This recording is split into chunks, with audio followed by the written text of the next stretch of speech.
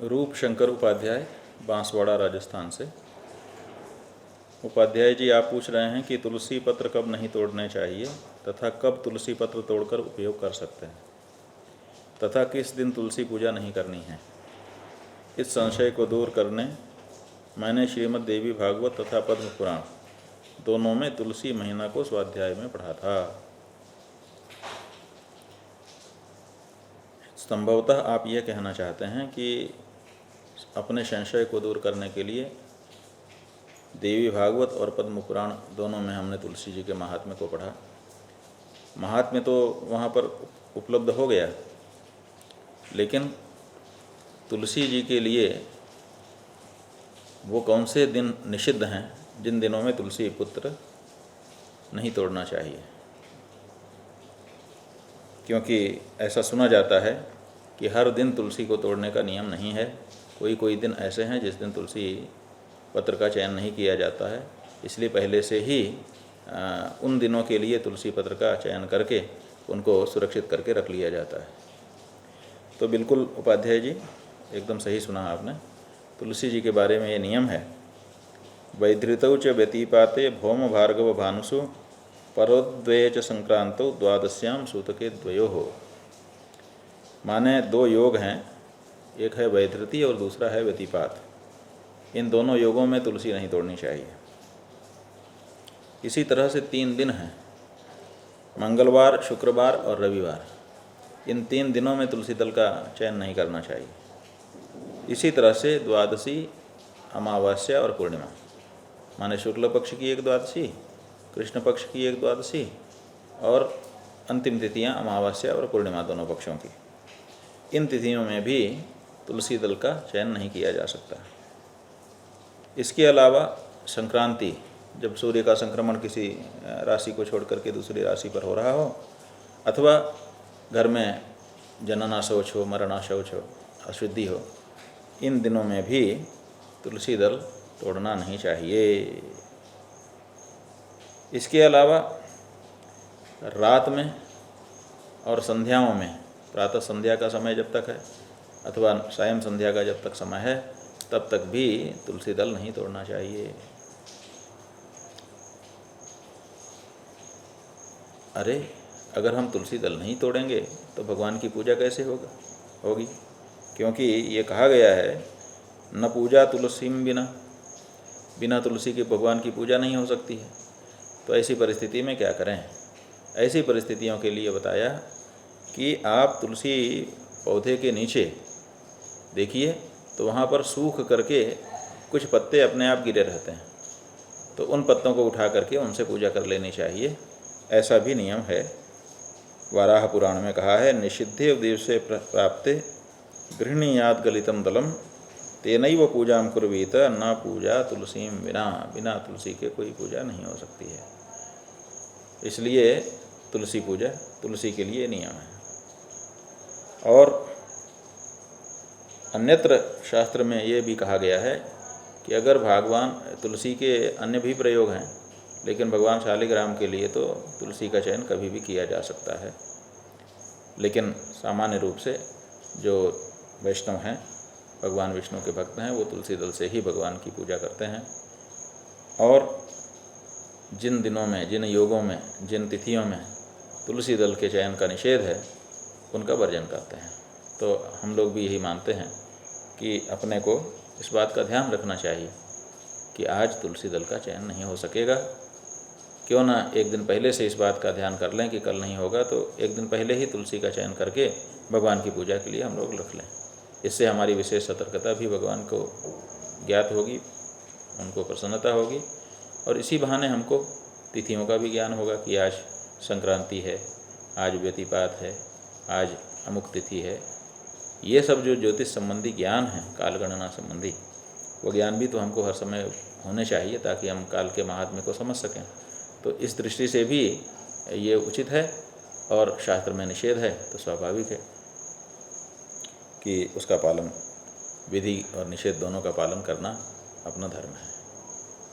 तो उपाध्याय जी, तुलसी दल के बारे में यही नियम है कि इन जो बताए गए दिन, तिथि, योग, उनमें वर्जित करके बाकी दिन तुलसी का चयन करना चाहिए। तुलसी का चयन करके भगवान को उसी से पूजा करनी चाहिए, उसके बिना पूजा नहीं करनी चाहिए। और दूसरी बात यह है कि तुलसी दल का चयन करने के लिए यह नहीं कि बस गए और खोंट लिए, बल्कि उनके सामने जा करके पहले परिक्रमा करनी चाहिए, प्रणाम करना चाहिए, और फिर ये प्रार्थना करते हुए कि हे तुलसी दल, हम भगवान की पूजा के लिए आप में से कुछ दल ले रहे हैं।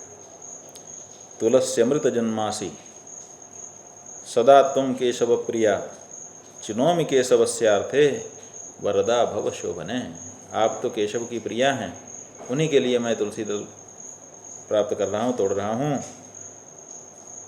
कृपया आप भी प्रसन्न होइए कि हमारे माध्यम से ही सही आपका हम किसी केशव से मिलन कराने जा रहे हैं। त्वदंग संभवैः पत्रैः पूजयामि यथा हरिम तथा कुरु पवित्रांगी कलौ मल विनाशिनी। कलयुग के मल का विनाश करने वाली है देवी तुलसी, हम भगवान के पास आपको लेके जाना चाहते हैं, आप इसमें हमारा सहयोग करिए। इस तरह से प्रार्थना करके और तब तुलसी दल का चयन करना चाहिए और भगवान को चढ़ाना चाहिए। आशा है कि आपको ये बात पसंद आई होगी। चप्पल जूता उतार दें, शुद्ध हो करके तुलसी जी के पास जाएं, जा कर के परिक्रमा करें, प्रणाम करें, उनको प्रार्थना करें, और फिर तुलसी दल का चयन करके जब भगवान को ले जाएंगे तो वो तुलसी दल चढ़ाने की बात अलग होगी। और यूं ही कहीं भी मिल रहा मुट्ठी भर का तुलसी दल, इसका कोई मतलब नहीं है। विधि विधान के साथ एक तुलसी दल भी चढ़ाया तो उसका बड़ा पुण्य है, और विधियों का ध्यान न रखते हुए जैसे तैसे ही बहुत सारा तुलसी दल भी अगर चढ़ा दिया तो उसका कोई मतलब नहीं है। भाई मनोज सेन जी जबलपुर से, आपने ये पूछा कि सनातन धर्म में हर चीज़ के लिए, माने विशेष करके दान के अवसर पर पात्र अपात्र का विचार किया जाता है, तो अतिथि के बारे में ऐसा विचार क्यों नहीं किया जाता? क्या अतिथि के बारे में भी भोजन देने से पहले पात्र अपात्र का विचार करना चाहिए? यही आपका प्रश्न है। तो हम आपको बताना चाहेंगे कि पात्र अपात्र का विचार सर्वत्र हमारे यहाँ है। क्यों? क्योंकि सत्पात्र को दान देने से ही कुछ भी देना हो तो सत्पात्र का विचार किए बिना नहीं दिया जा सकता, पात्रता आवश्यक है। गरुड़ पुराण में बताया गया है कि सत्पात्र दानाच्च भवेत् धनाढ्यः, धनाढ्य भावात् प्रकरोति पुण्यम, पुण्य प्रभावात् त्रिदिवं प्रयाति, पुनर्धनाढ्यः पुनरेव दानी। जो पात्र का विचार करके सत्पात्र को दान देता है तो उसके परिणाम स्वरूप धनाढ्य होता है, धनाढ्य होकर के धर्म में और धन लगाता है। इस तरह से वो स्वर्गलोक में चला जाता है अपने पुण्य के प्रभाव से, और जब स्वर्गलोक में पुण्यों का क्षय हो जाता है, धरती पर फिर से जन्म लेना पड़ता है, तो फिर से दानी घर में, धनी घर में जन्म लेता है और दानी स्वभाव वाला होता है। इस तरह से एक बार अगर सत्पात्र को दान दिया तो फिर वो बेचारा दान देने वाला निरंतर हो जाता है और सत्पात्र को दान देता रहता है। लेकिन अगर कहीं आपने प्रमाद कर दिया, कुपात्र को दान दे दिया, तो दूसरा एक चक्र चल जाता है। कुपात्र दानाच्च भवेत् दरिद्रः, दरिद्र भावात् प्रकरोति पापम, पाप प्रभावात् नरकम प्रयाति, पुनर्दरिद्रः पुनरेव पापी। ऐसा चक्र चल जाएगा। एक बार अगर आपने पात्रता का विचार किए बिना अपात्र को दान कर दिया तो आपकी लक्ष्मी आपके पास से चली जाएगी, क्योंकि वो कुपात्र के हाथ में नहीं जाना चाहती। और जब वो चली जाएगी तो आप दरिद्र हो जाएंगे। दरिद्र होंगे तो दरिद्रता दूर करने के लिए पाप करेंगे, पापी पेट का सवाल बताएंगे, और पाप करके फिर नरक जाएंगे, और नरक से लौटेंगे तो फिर से दरिद्र घर में ही आपका जन्म होगा। तो सत्पात्र और कुपात्र का विचार दीयमान वस्तु के बारे में निश्चित रूप से सनातन धर्म में बताई गई। लेकिन बंधु, कहाँ पर इसका विचार नहीं करना चाहिए ये भी बताया गया है। तो और कोई जगह तो नहीं है लेकिन अतिथि को भोजन देने के बारे में बिल्कुल पात्रता का विचार करने का नियम नहीं है।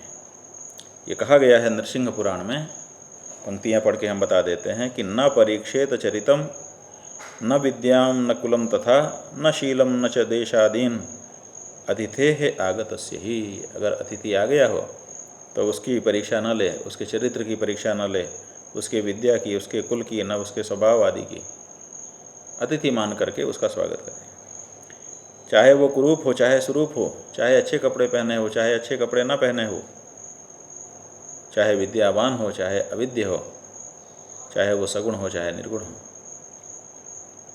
जैसा भी हो वो हमारे यहाँ आया हुआ है। और आगत का स्वागत ये हमारा नियम है, सनातन धर्म है। इसलिए हम उसका भगवान विष्णु मान करके, माने आदर के साथ, सम्मान के साथ रखेंगे और जो हमसे हो सकता है वो उसको उपलब्ध कराएंगे। जो हमसे संभव है उतना उसके सत्कार में अन्न जल आदि उपस्थित करेंगे।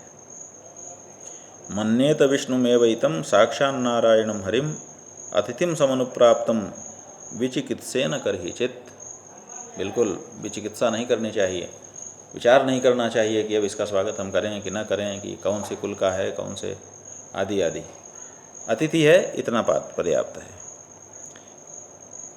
और ये भी कहा गया है कि ऐसे व्यक्ति को देख करके, जिसको देख करके ही आपके मन में दया आ रही हो, माने वो विपरीत परिस्थिति में पड़ा हुआ हो, भूखा हो, आपको दिखाई दे रहा हो कि बहुत भूखा है, प्यासा हो, आपको दिखाई दे रहा हो कि ये बहुत प्यासा है, तो उसके प्रति दया करने में भी परीक्षा करने की आवश्यकता नहीं है कि ये अच्छे कुल का है कि नहीं, सत्पात्र है कि नहीं, कुपात्र तो नहीं है।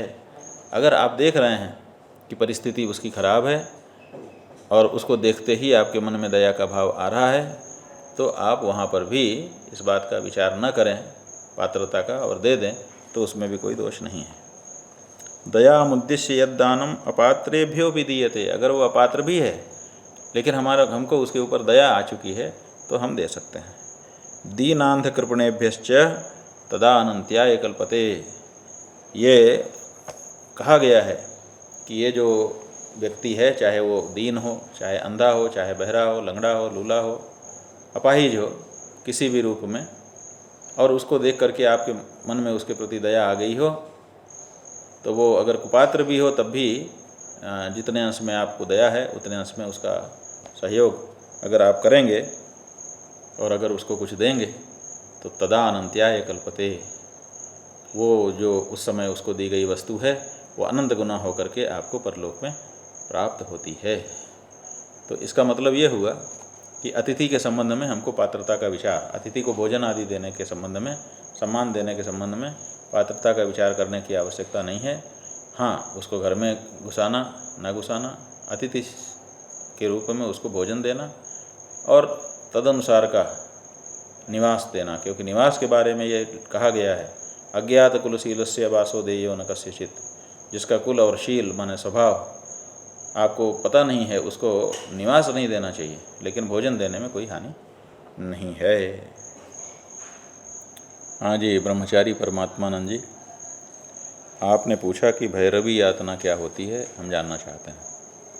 तो भैरवी यातना के बारे में आपको बताना चाहेंगे कि ये भगवान काशी में जो अष्टभैरव हैं, जिनमें से काल भैरव प्रमुख हैं, जो दंडपाणी कहे जाते हैं, काशी के कोतवाल कहे जाते हैं, और काशी में जाने वालों की मुक्ति का प्रबंध भी यही करते हैं। उनके निवास में उनका मन लगा रहे, इसके लिए भी यही प्रयास करते हैं। तो ये जो भगवान भैरव हैं, इन्हीं का एक भैरव यंत्र है। और ये कहा जाता है कि काशी में जब किसी व्यक्ति की मुक्ति माने प्राण निकलते हैं तो काश्याम ही मरणान मुक्ति ही, काशी में मृत्यु से मुक्ति हो जाती है। मुक्ति तो वैसे सातों जो पुरियां हैं, सातों में होती हैं, अयोध्या, मथुरा, माया, काशी, कांची, अवंतिका, पुरीर्द्वारावती चैव सप्तईता मोक्षदायिका। 7 पुरियां मोक्षपुरियां मानी गई हैं। लेकिन इनमें भी जो बाकी की 6 पुरियां हैं, उन पुरियों में अगर मृत्यु होती है तो काशी प्राप्ति कराने वही, वो काशी को प्राप्त करा देती हैं, सीधे मोक्ष नहीं देती हैं, वो परंपराया माने पहले वो काशी प्राप्त कराएंगे, फिर काशी में जब मृत्यु हो जाएगी तब साक्षात मोक्ष होगा। और विद्वानों ने ये भी बताया है कि काशी में मोक्ष क्यों होता है, क्योंकि मृत्यु के समय भगवान शिव तारक मंत्र का उपदेश व्यक्ति के कान में कर देते हैं। वो तारक मंत्र का उपदेश प्राप्त कर लेने के कारण वो तर जाता है। लेकिन यहाँ ये प्रश्न उठता है कि उसके जो किए हुए कर्म हैं उनका क्या होगा, क्योंकि मुक्ति जो है वो जो वेदांत संप्रदाय है उसके अनुसार कैवल्य मुक्ति के लिए ज़रूरी है कि हमारा कर्म समाप्त हो चुका हो, और कर्म समाप्त करने के लिए एक ही तरीका है, ज्ञानान ऋते ज्ञानान न मुक्ति। ज्ञानाग्नि सर्वकर्माणि भस्मसात् कुरुते अर्जुन। ये अर्जुन, ज्ञान की अग्नि सभी प्रकार के कर्मों को भस्मसात कर देती है। तो फिर शुभाशुभ कर्म रह ही नहीं जाता है जब व्यक्ति ज्ञान को उपलब्ध हो जाता है। तो काशी में जब मरेगा, मरते समय उसके कान में भगवान तारक मंत्र का उपदेश कर देंगे शिव जी। तारक मंत्र का उपदेश प्राप्त करते ही उसको ज्ञान होगा, और ज्ञान होने से उसके जो कर्म हैं वो भस्म होंगे। तो ये भैरवी यातना जो है वो इसी का नाम है। माने जो हमारे किए गए कर्म हैं वो भैरव यंत्र में चले जाएंगे और भैरव जी तुरंत उनको भस्म कर देंगे। इसी का नाम, अब भस्म होते समय पापों को तो पीड़ा होगी, तो इसीलिए उसको यातना शब्द का नाम दिया गया है। ये काशी में सद्यः पाप मुक्ति के लिए व्यवस्था बनाई गई, ताकि पुराने जो दोष पाप हों वो भविष्य के लिए संचित न रह सकें। पूरी तरह से निर्दोष निष्पाप होकर के व्यक्ति कैवल्य मुक्ति का अधिकारी बन जाए, और जैसे ही कैवल्य मुक्ति का अधिकारी बनता है उसका मोक्ष हो जाता है। तो काश्याम मरणान कैवल्य मुक्ति ही। नारायण।